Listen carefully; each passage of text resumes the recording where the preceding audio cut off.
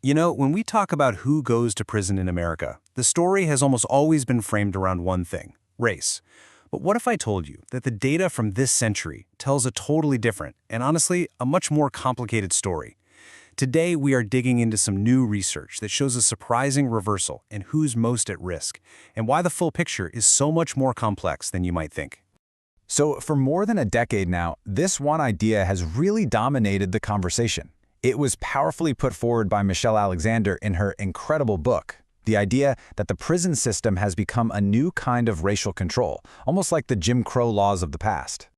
All right, so here's how we're going to break this down. We'll start with that familiar story, the one focused on race. Then we're going to hit a major plot twist when we look at the actual data.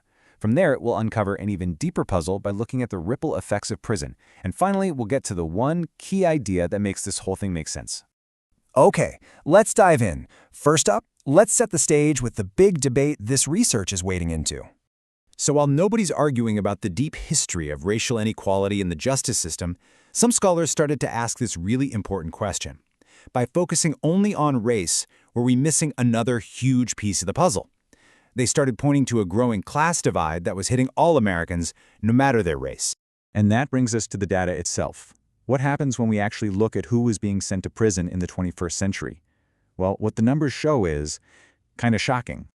So if you rewind to the end of the 20th century, there were two huge gaps that defined who went to prison.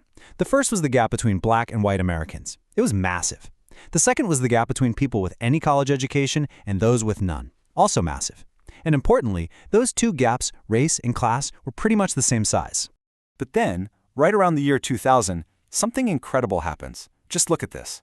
The trends totally diverge. The prison admission rate for black people without a college degree, that's the dotted blue line, it starts to fall, and fast. At the exact same time, the rate for white people without a college degree, the dotted red line, it just keeps climbing. It is a wild reversal. And this is the bottom line, right here. By 2015, the entire landscape had flipped. The class gap, having no college versus any college, was now 10 times bigger than the racial gap when it came to your personal risk of going to prison. 10 times! Suddenly, class, at least by this measure, had become the huge defining factor. Okay, so case closed, right? Incarceration is a class issue now, not a race issue. Well, not so fast. As this research shows, the reality is way more complex. And honestly, a lot more puzzling.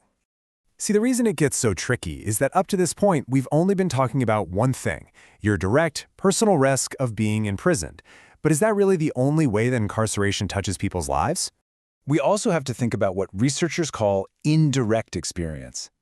Basically, it's not just about you. It's about things like having a close family member, a parent, a brother, a sister, locked up. Or maybe just living in a neighborhood where imprisonment is really common. These things create these huge ripple effects. And wow, as soon as we shift our focus to this indirect experience, the whole story we were just telling about class, it completely flips on its head. This shows you the chance of having a family member in prison. And the finding is just so stark. At every single education level, black Americans are way more likely to experience this than white Americans. I mean, the numbers here reveal this truly stunning paradox. A black American with a college degree is more likely to have a family member in prison than a white American who didn't even finish high school. Or look at the income numbers. A black family making $100,000 a year has the same risk of family imprisonment as a white family making just $9,000. Just think about that for a second. And it is the exact same story when we look at neighborhoods. This visual shows who lives in areas with really high rates of imprisonment. And, yep, you guessed it, once again, race seems to completely overwhelm class. I mean, get this. The most educated black Americans are more than twice as likely to live in these high imprisonment neighborhoods as the least educated white Americans. The racial gap here is actually bigger than the gap between the richest and poorest families. It's wild. Okay, so we're left with this huge contradiction, right? On one hand, your personal risk of going to prison is now mostly about class. But on the other hand, your indirect risk, the risk that comes through your family and your neighborhood, is still overwhelmingly about race. How on earth can both of those things be true at the same time? Well, the answer, that big aha moment, comes from this really powerful idea in sociology called class permeability. It's a bit of a fancy term, but the idea is simple. Basically, it means class isn't a solid wall.